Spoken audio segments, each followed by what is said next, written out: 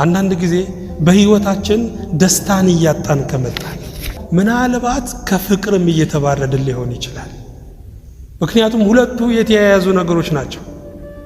ሰው ከፍቅር ሲጎድል ወዲያውኑ ከደስታም ይጎድላል።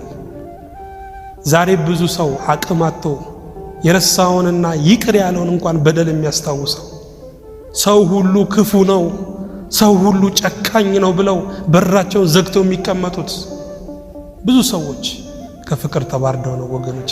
ግን አይሆንም። እኛ የተፈጠርነው ለፍቅር ነው። ሰዎችን ለመውደድ ነው የተፈጠርነው። ስለዚህ ጥላቻ በውስጣችን ሲነግስ ያኔ መኖርን እንኳን እንጠላለን። ለመኖር አቅም ያጥረናል ወገኖቼ። ስለዚህ ደስታ ከራቃችሁ ፈትሹ፣ የፍቅር ፋይላችሁን ፈትሹ። የፍቅር ጎተራችሁን መፈተሽ ያስፈልጋል።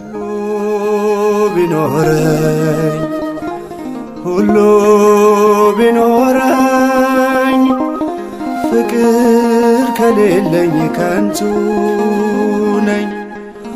ሁሉ ቢኖረኝ